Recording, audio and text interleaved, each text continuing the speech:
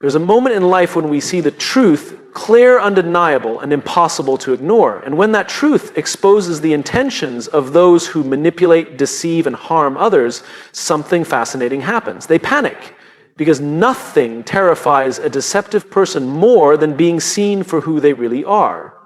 And so they react, not with accountability, not with remorse, but with strategy designed to make you question what you know, doubt your instincts, and even if they succeed, turn against yourself. The first thing they do, they play the victim. Suddenly they are the ones being wronged. They twist the story so that you become the aggressor, the unreasonable one, the one causing pain.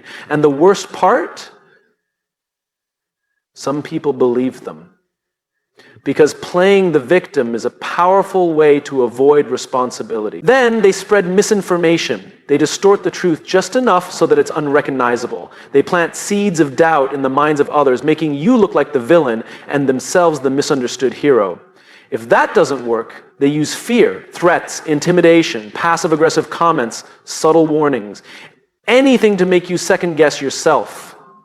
If they can't control the truth, they will try to control your willingness to speak it. And when fear isn't enough, they gather their allies. They rally supporters, friends, co-workers, even family members to reinforce their innocence. They make sure you feel outnumbered, isolated, even crazy, because if enough people stand against you, maybe you'll start to doubt what you know. But perhaps the most sinister tactic?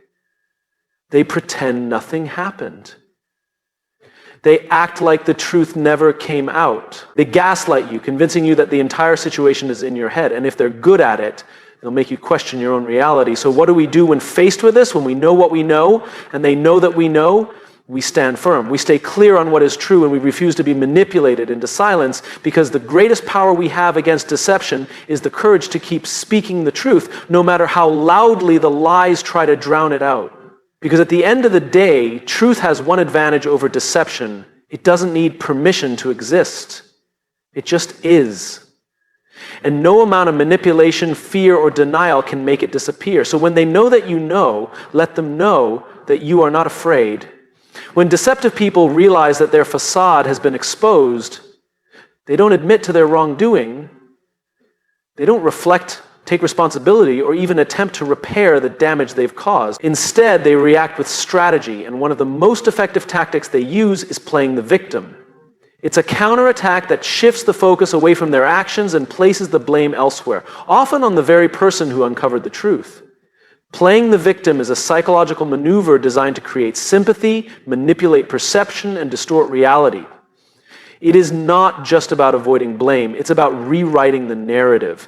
They make themselves the center of a news story, one in which they are misunderstood, attacked, and unfairly targeted. If they can successfully convince others that they are the ones who are suffering, they can deflect attention away from what they have done. They can silence the truth without ever having to argue against it. At first, this might seem counterintuitive. How could someone who has been exposed as manipulative or harmful suddenly be seen as the one in pain? But the answer is simple. Most people are inclined to feel sympathy for those who appear to be struggling. We are wired for empathy, and deceptive people know this. They exploit it. They exaggerate their suffering, speak in half-truths, and omit key details to make it seem as though they are the ones who have been hurt the most. They might cry, isolate themselves, or claim they are being unfairly attacked. They might even say, "I don't know why this is happening to me," as if the situation has been forced upon them rather than being a result of their own choices. They don't just stop at acting hurt. They recruit others to believe in their version of events. They tell their side of the story first, often before you've even had a chance to process what's happening. They spin the narrative so that by the time you speak up, people have already been conditioned to see you as the aggressor. They're being so harsh, their allies might say. They should just move on. And just like that, the focus shifts. The truth gets buried under a mountain of false emotions and misdirection. But playing the victim isn't just about manipulating others. It's about manipulating you. It's about making you feel guilty for standing your ground. It's about making you question whether confronting them was the right thing to do. Because if they can make you doubt yourself, if they can make you hesitate, then they've already won. That's the real danger of this tactic. It doesn't just distort how others see the situation, it distorts how you see it. Think about it. You start wondering, was I too harsh? Did I overreact? Maybe they're suffering in ways I don't understand. And the moment you entertain those thoughts, you start pulling back. You start softening your stance. You might even consider apologizing, not because you were wrong, but because they have successfully made you feel like you were. And here's the thing, the moment you apologize, they gain the upper hand. They don't accept your apology in a way that fosters resolution. They use it as proof that you were in the wrong all along. Suddenly, you're the one justifying yourself, while they sit back, relieved that they no longer have to. That is the power of playing the victim. It is not just about evading consequences, it is about reversing them. So how do we fight back against this manipulation? First, by recognizing it for what it is. The moment someone shifts the conversation away from accountability and into self-pity, pay attention. If they suddenly become the most wounded person in the room, despite being the one who caused the harm, question it. Ask yourself, is this genuine remorse or is this a performance? Because genuine remorse leads to change, but playing the victim leads to more deception. Second, we must stand firm in what we know. The truth does not become less true just because someone cries about it. Facts do not change just because someone pretends to be hurt by them. It is easy to get swept up in someone else's emotions, but we must not let emotions cloud our judgment. Deceptive people count on you feeling guilty. They count on your kindness, your empathy, your willingness to forgive. And while forgiveness is powerful, it should never come at the cost of truth. Lastly, we must resist the urge to engage in their game. Once you recognize someone is playing the victim, don't argue with them, don't try to prove them wrong, because that is exactly what they want. They want you to fight. They want you to keep engaging so they can twist your words and make you look worse. Instead, disengage. Stand in your truth without feeling the need to defend it. Because truth doesn't need to be defended, it just needs to be upheld. At the end of the day, playing the victim is just another form of manipulation. It is not about healing, it is about control. And the best way to take that control away is to refuse to participate. Let them tell their story, let them gather their supporters, let them cry their tears.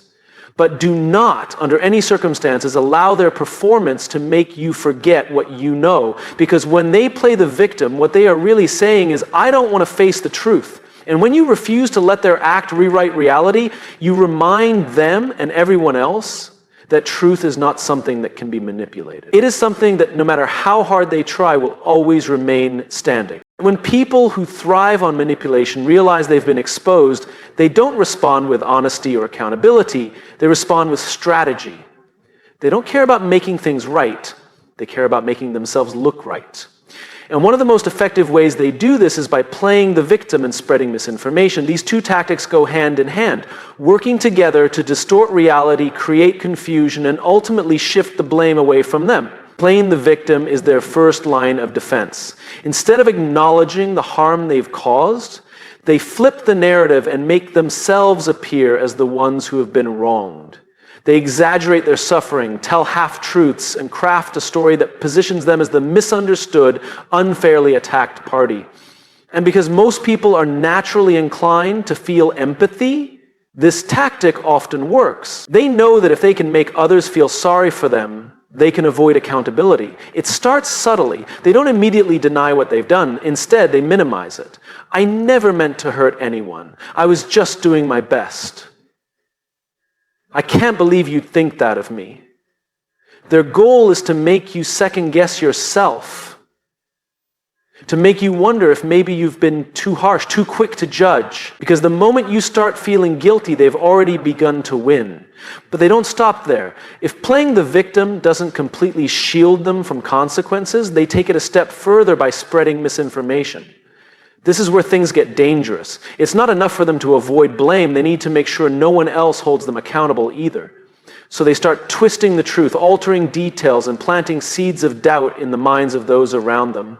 They might say things that contain just enough truth to sound believable, but leave out key details that change the entire story. I was just trying to help, and suddenly they turned on me. I don't know why they're saying these things. It's like they want to ruin my life. They frame themselves as the victim while subtly painting you as the unreasonable one. And if they're good at it, people believe them. Not because the lies are necessarily convincing, but because misinformation thrives in confusion. The more conflicting stories there are, the harder it becomes for people to know what to believe. And that's exactly what they want. They spread misinformation strategically, choosing their words carefully to make themselves seem innocent while making you seem irrational. They might say, they're just overreacting, or I think they're going through something and taking it out on me. These kinds of statements don't outright deny what happened, but they frame the situation in a way that makes it harder for others to take your side. And if that's not enough, they start spreading misinformation to the people closest to you. They go behind your back, twisting the story before you even get a chance to tell it. They approach mutual friends, colleagues, or family members, pretending to be hurt and confused. I don't know what I did to deserve this, they say, as if they have no idea why they're being called out. And because they're the first to speak, they control the narrative. By the time you tell the truth, people have already been conditioned to question it. The worst part is that when enough people hear the misinformation, you might even start questioning yourself. Maybe you start wondering if you really were too harsh. Maybe you start feeling guilty for even bringing the truth to light. And that's exactly what they want. Because if they can make you doubt yourself, you might back down. You might stay silent. And once you're silent, they win. So how do you fight against this? By standing firm in what you know. Truth doesn't become less true just because someone cries about it. And it doesn't disappear just because someone spreads lies. You don't have to convince everyone of what happened. You don't have to fight every false narrative they create. You just have to hold your ground. The best way to fight misinformation isn't to argue, is to stay consistent. Because no matter how many versions of the story they tell, the truth will always remain the same. When people who thrive on deception realize they've been exposed, they don't seek redemption or accountability. Instead, they go on the defensive, using manipulation to rewrite the story in their favor. They don't just lie to others. They try to control your perception of reality. 3 of the most common tactics they use are playing the victim, spreading misinformation, and resorting to fear and intimidation. These 3 methods work together to silence you, discredit you, and ultimately make you question yourself. Playing the victim is their first instinct because it allows them to shift the blame. Instead of addressing the harm they've caused, they paint themselves as the ones being attacked. They act shocked, hurt, and betrayed that you would dare to expose them. They say things like, I never meant to hurt anyone, or I can't believe you would think that about me, as if their intentions somehow erase the impact of their action. The goal is simple, to make you feel guilty for standing up to them. They don't need to prove their innocence, they just need to make you doubt yourself. And they don't stop there. If playing the victim isn't enough to protect them, they spread misinformation, they twist the truth just enough to confuse people, creating different versions of the story until no one is sure what to believe. They might admit to minor mistakes while denying the bigger picture, saying, sure, I made some errors, but I would never do what they're accusing me of. Or they might create an entirely new narrative that frames you as the villain. I think they just want attention, they might say. Or, I have no idea why they're acting like this. They carefully craft their words so that even those who were initially on your side start to second guess the situation. By the time you speak up, they've already planted doubt in the minds of those around you. And doubt is a powerful weapon. People don't always need to believe a lie outright to be manipulated by it. Sometimes all it takes is uncertainty. If they can make others think, well, maybe the truth is somewhere in the middle, they've already won half the battle. Because once people start hesitating, they're less likely to take action, less likely to hold them accountable, and more likely to let things slide. But perhaps the most dangerous tactic they use is fear and intimidation. When deception and lies aren't enough, they turn to subtle or overt threats to keep you silent. They might imply that speaking up will have consequences, saying things like, you don't want to make this worse for yourself, or I'd hate for this to get ugly. Sometimes the threats are more indirect. They might start spreading rumors about you, making you feel like standing your ground will only make things harder. They might even rally others against you, ensuring that if you continue speaking the truth, you'll be facing not just them, but an entire group of people they've manipulated into taking their side. This is when many people start to break. Because intimidation works. It makes you wonder if it's worth it. If telling the truth means losing relationships, being isolated, or becoming the target of retaliation, it can feel easier to just let it go. And that's exactly what they're counting on. They don't need to prove they're right. They just need to make telling the truth feel too risky for you to continue. So what do you do when faced with these tactics? You recognize them for what they are. The moment someone stops defending themselves with truth and starts using manipulation, you know you've struck a nerve. That means you're standing on something real. Because the truth doesn't need manipulation to survive. It only needs consistency. The lies will keep changing. The threats will keep evolving. But the truth will always remain the same. And that is your greatest weapon. Not arguments, not debates, not trying to convince others who have already chosen their side. Just standing firm, just refusing to be intimidated, just holding on to what you know is real, no matter how many times they try to rewrite the story. Because no matter how loudly lies are told, no matter how many people repeat them, the truth has one undeniable strength. It doesn't go away. When people who thrive on deception realize they've been exposed, they don't react with honesty or accountability. Instead, they go into survival mode, using manipulation to shift blame, confuse the narrative, and protect themselves. They don't need to prove they are right. They just need to create enough doubt to make you question yourself. 4 of the most common tactics they use are playing the victim, spreading misinformation, resorting to fear and intimidation, and recruiting allies. Each of these tactics is designed to make you feel isolated, powerless, and unsure of the truth. Playing the victim is one of their first and most effective strategies. The moment they realize you know the truth, they flip the script. Suddenly, they are the ones who have been hurt, wronged, and betrayed. They don't take responsibility for their actions. Instead, they try to make you feel like the aggressor. I can't believe you would do this to me, they say, as if your decision to hold them accountable is an act of cruelty. They cry, isolate themselves, or seek sympathy from others, all in an attempt to shift the focus away from what they have done. If they can make others believe they are the true victim, they never have to address the harm they caused. But playing the victim alone isn't always enough. If they sense that people might not fully buy into their act, they start spreading misinformation. They twist details, alter timelines, and leave out key facts to reshape the narrative. They say things like, "That's not what happened at all," or, "I don't know why they're saying these things about me." By creating multiple versions of the truth, they make it difficult for others to know what to believe. Misinformation doesn't have to be entirely convincing. It just has to create doubt. Once people start thinking maybe there's another side to the story, the truth loses its impact. And if misinformation doesn't work, they escalate their tactics to fear and intimidation. This doesn't always mean direct threats. Sometimes it's subtle. It's the way they make you feel uncomfortable when you're in the same room, the way they drop passive-aggressive comments, the way they remind you of what you could lose if you continue speaking up. "I don't want to have to take this further," they might say, as if you're the one pushing too hard.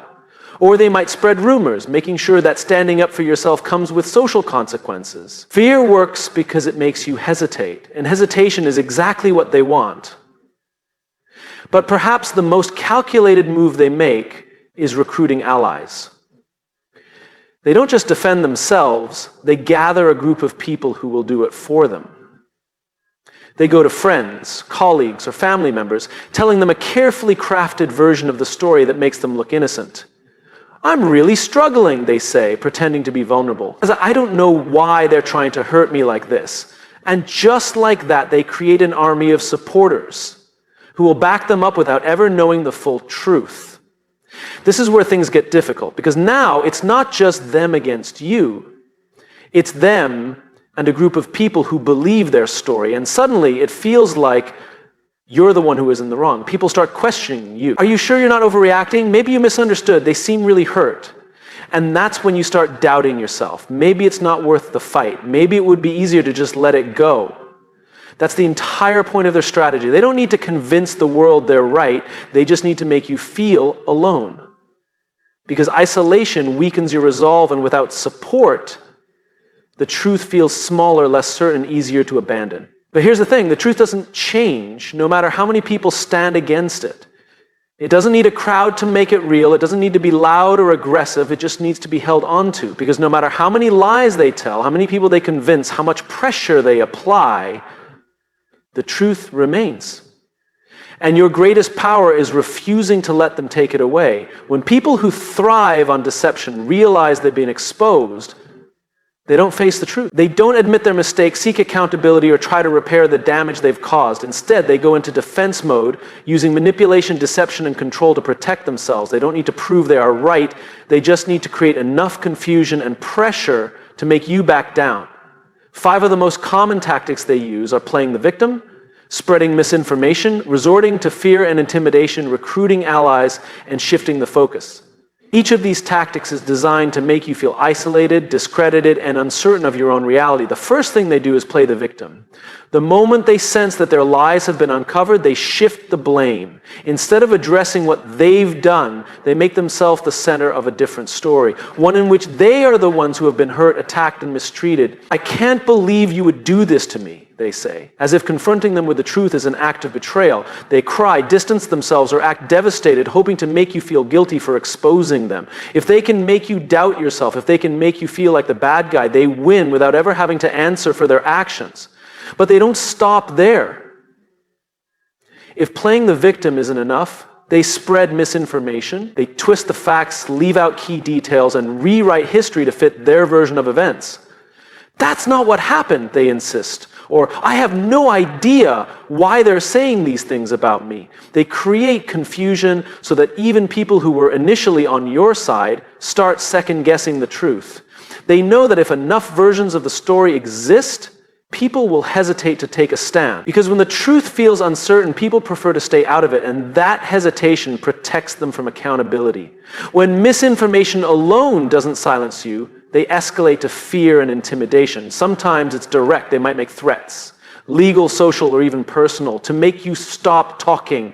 "You don't want to make this worse for yourself," they say, implying that pushing for the truth will come at a cost. Other times it's more subtle. They spread rumors, turn people against you, and create an environment where standing up for yourself feels unsafe. They want you to feel like telling the truth isn't worth the consequences. They want you to hesitate, to second-guess yourself, to wonder if it's better to stay quiet, because once you hesitate, they have already won. But perhaps one of the most calculated moves they make is recruiting allies. They don't just defend themselves, they gather people who will do it for them. They tell their version of the story first, making sure that by the time you speak up, others have already formed an opinion. They find people who are easy to manipulate, people who want to believe them, people who don't want to get involved, but also don't want to pick sides. "I don't know why they're so angry with me," they say, pretending to be confused and hurt. "I just wish things could go back to normal." And suddenly they have supporters, people who defend them, excuse them, and even attack you for speaking out. Now, it's not just them you're dealing with, it's an entire group of people who believe their lies. And if all of that still doesn't work, they shift the focus entirely. They start bringing up things that have nothing to do with the original issue. They dig up old mistakes you made, question your credibility, or attack your character. "Well, they've done things too," they say, as if exposing their lies means your own actions should be scrutinized instead. They change the subject, redirect the blame, and make it seem like the real issue isn't what they did, but rather how you handled it. And if they can make the conversation about you instead of them, they no longer have to defend themselves at all. This is how they win, not by proving they are right, but by exhausting you until you decide it's not worth the fight, by making you feel guilty for telling the truth, by confusing those around you so that no one knows what to believe, by making the cost of speaking up feel higher than the cost of staying silent, because they know that most people will give up when they feel alone. And that's exactly what they want. But here's the thing, the truth doesn't need approval, it doesn't need a majority vote, it doesn't disappear just because they want it to. No matter how many lies they tell, no matter how many people they recruit, no matter how much fear they try to instill, the truth remains. And the greatest power you have is refusing to let them take it away. Standing firm even when it's uncomfortable, refusing to be manipulated even when it would be easier to give in. Because in the end, deception always collapses under the weight of its own lies. And when it does, the only thing that will matter is that you never let them convince you otherwise.